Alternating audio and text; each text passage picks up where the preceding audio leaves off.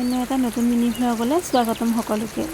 বৰষুণ দিলে ঘৰলৈ যোৱাৰ সময়ত আৰু অহাৰ সময়ত সদায় এনেকৈ নেৰানেপেৰাকৈ বৰষুণ দি থাকে।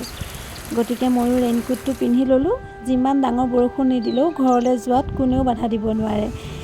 বতৰৰ লগত সংগতি ৰাখি লৈ লৈছোঁ গৰম গৰম চিংৰা আৰু সন্ধিয়া চাহৰ লগত ধুনীয়াকৈ জুতি ল'লোঁ। লগতে আহিলে আমাৰ সপোন দাদাহঁত, যিহেতু ঘৰৰ ওচৰতে আজি ভাওনা আছে, দাদাও ভাও আছে। গতিকে সপোনদাই সোমাই আমাক অলপমান হাঁহিৰ খোৰাক যোগাইছে।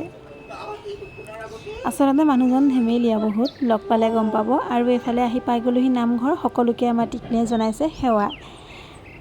মই বোলো চোৱা চোৱা ভাওনা চোৱা। এয়া আমাৰ ওলাইছে বিষ্ণু আৰু দাদাই লৈছে এয়া হিৰণ্যাক্ষ।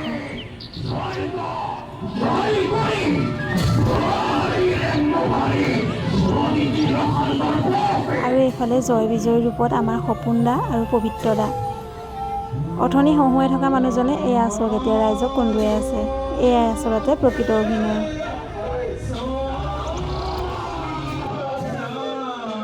মই সৰুৰ পৰাই ভাওনা চাই খুব ভাল পাওঁ আৰু এয়া চাওকচোন মোৰ ভাগিনজনীও মোৰ নিচিনা।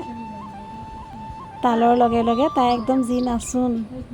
আৰু মানুহে মাজে মাজে তাইক যে ডিষ্টাৰ্ব দি আছে, তাইক খুব খং উঠিছে চাবচোন।